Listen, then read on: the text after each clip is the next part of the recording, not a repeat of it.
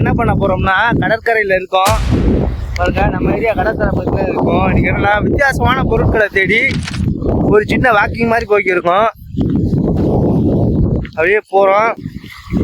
ஏன்னா இப்ப கொஞ்சம் காத்து கடுமை அடிக்கிறதுனால வித்தியாசமான பொருட்கள் வந்து நம்ம கடற்கரையில வந்து ஒதுங்கு. வாங்க அப்படியே பார்ப்போம். பாருங்க நம்ம கடற்கரை போய் பாருங்க. அப்படியே இது வந்து தெற்கு கடற்கரை. தூரம் தெரியுது வான் பாலம் என்ன தெரியுதா? இதே வாங்க போம். ஏதாவது டிஃப்ரெண்டாக கிடைச்சுன்னா அதை உங்களுக்கு காட்டினேன். ஆமாம் அப்படியே இந்த பாருங்க நல்ல காற்று, நல்ல கடுமையான காற்றுனால வந்து ஒதுக்கி கிடக்கு ஏதாச்சும் பொருட்கள். அதை தேடி தான் இன்னைக்கு அப்படியே வந்தோம்.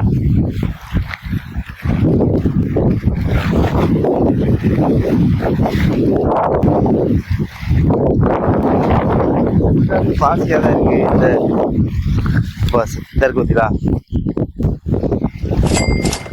இங்கே ஒரு இறந்து போனால் பப்பர் பீஸ் ஒன்று கிடக்கு.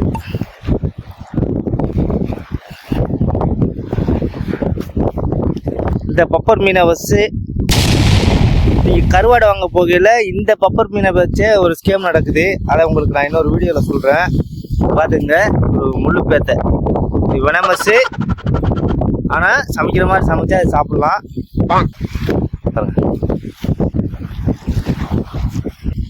ஃபுல்லாமே இந்த பாசி தான். இந்த பாசிகளை பொறுத்த வரைக்குமே கொஞ்சம் இனிப்பு தன்மை கொண்டது. இந்த பாசிகளை வந்து கொஞ்சம் இனிக்கிறதுல பாருங்க. சாப்பிட்டோம்னா லைட்டாக இனிப்பு சுவையாக இருக்கு. கால்நடைகள் வந்து விரும்பி சாப்பிடணும் இந்த பாசிகளை.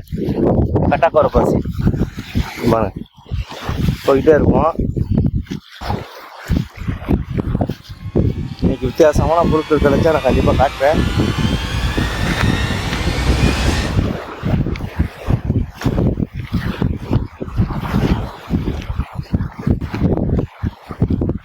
பாருங்களேன்.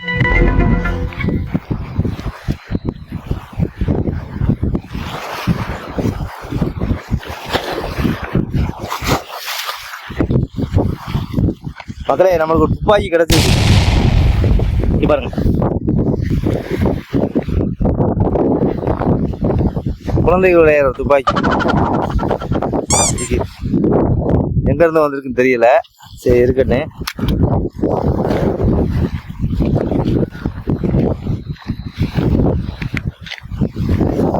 கடற்கரை அப்படியே மைல்டா இருக்கு.